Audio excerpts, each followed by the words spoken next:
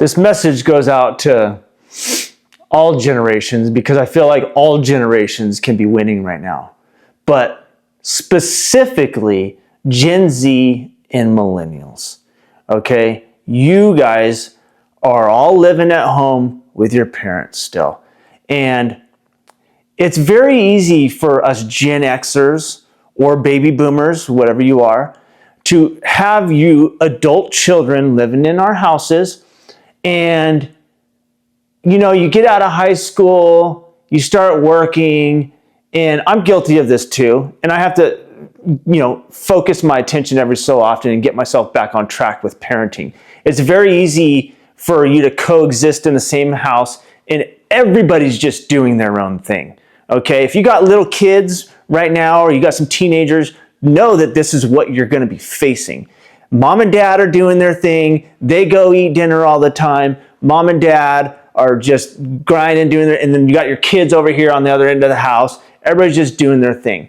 But the parenting can't stop. And that's something that you have to realize is that, traditionally parenting stopped at 18 because my generation and the boomers, we moved out immediately. So the parenting factor for us pretty much stopped because we moved out immediately. But now that kids are at home and we have to coexist, we still need to parent. So the biggest thing for parenting is their finances. You're never going to get the little leeches out of your house if you don't at least parent them on money. And this is tough because most grown-ass adults don't even know how to manage their own money. So that's another issue why things don't just happen. That's why you have millennials, mid-30s, upper 30s, that probably still live at home because there was a lack of parenting, a lack of financial acumen for those parents to teach their kids. Whatever it is, there's all these different reasons, okay? But my message is to the Gen Z and millennials that are still living at home, okay? That you are outpriced. The market, the Gen Xers, the boomers, they screwed you. We all inflated the prices of our houses and you can't afford a house. That's just one asset on this planet. There's lots of assets on this planet. So screw the house. Me as a Gen Xer, I didn't have all the investments at the tip of my finger like you guys do on your phone. You could very, very easily be buying other assets with your money since you can't afford a house. So you can easily buy into a thing called crypto or Bitcoin. There's this, I'm not going to go deep in that. I understand. There's this, traditional stock market. You could buy into the stock. It's a great time to be buying into the stock market. We all know that right now. It's crashed right now since Trump's tariffs. Great buying time. Those stocks, the Mag 7, the big tech companies is where everybody should have their money. That's where the massive growth is going to happen in the next 2 to 5 years. That's where you need to have your money. You just need to be setting yourself up. You need to take advantage. If your parents are not charging you rent, which most of parents that I know are not charging their kids rent, which is crazy to me. I charge my kids rent and I make them save. So if you're a parent, at least make your kids save some money. Get a hold of me. I'll help you establish a brokerage account. I'll help them, guide them, whatever. But get your kid to put money into a high yield savings account at least, or put money into a brokerage account, get some stocks or crypto. Those are all right on our phone. We could do in seconds. My demographic didn't have that. And the ones above me, we didn't have this cell phone. We could just go boop, boop, boop, and buy stocks and buy crypto. So this is a beautiful day and age for the younger generations to buy these assets. And you have the money, you have the liquidity that we didn't have.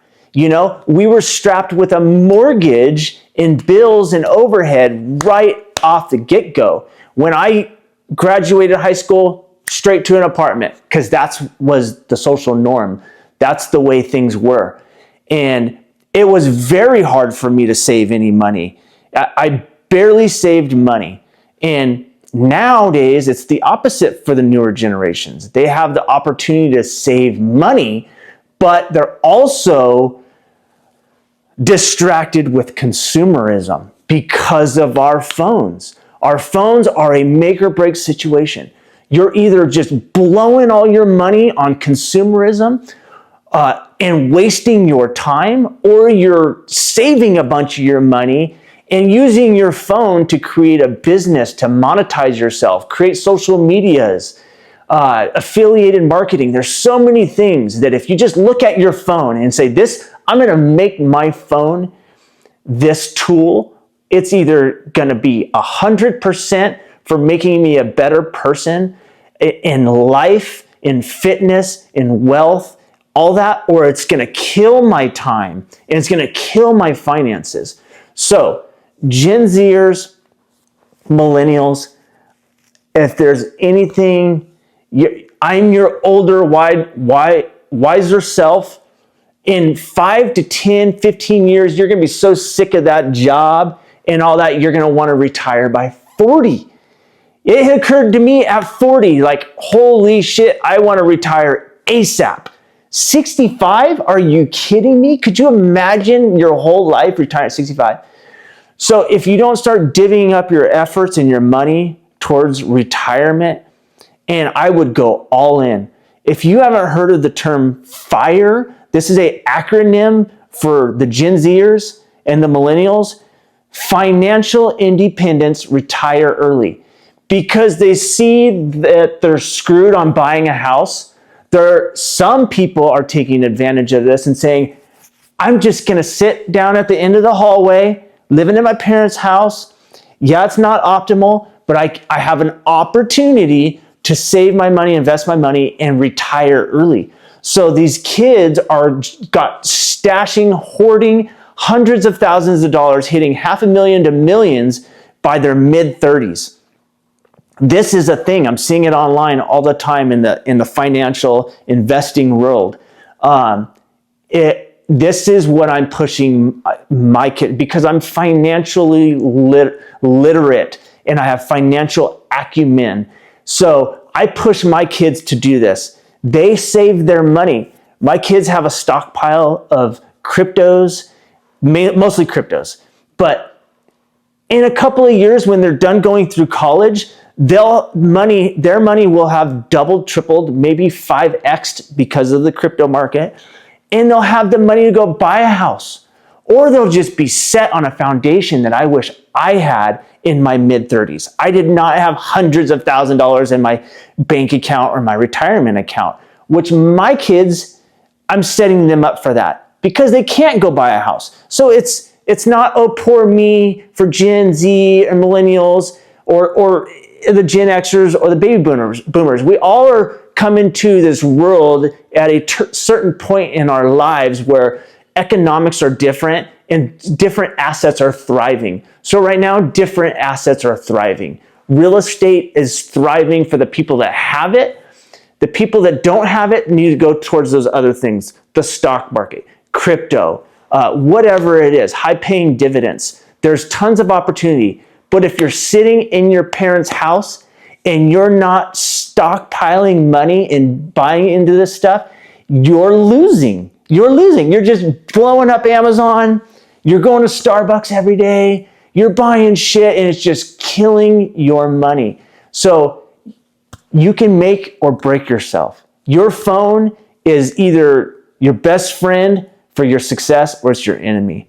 So that's my strong message. If I could just pound that into Gen Z and millennials, is take whatever money you got right now and be putting half of it away. In 10 years, you will be so tired of work. You'll be so tired of life. You're going to want just financial independence. That's what matters. Having a couple $100K, having a $500,000 or $1 million. That's very, very possible. If I was 25 right now, I'd be aiming for that early retirement goal more than a new truck or a new car or going out and wearing the dopest swag around my friends when we go out to club at night. like I would be focused on the 10-year goal if I had this influence like me. So I know it's a struggle. You're young. I was young, and I was hard to resist those new shiny things, and it's because it's what you do. But have that devil and that angel on each shoulder, you know, and listen to that angel that's trying to save you from that consumerism and that wasting money. Because in 5, 10, 15 years, you're going to wish you were listening to David Foe. So anyways, that's my nugget for the day. Guys, if you haven't checked out onlygolfclub.com for some dope swag, check it out. They got dope shit for the golf course, for the street wear. Just quick little plug for them. I know, I'm that guy. That's dope. That is a dope t-shirt. And if you haven't liked, subscribed, commented, I really appreciate that. More interaction is good for my YouTube channel. Love you guys.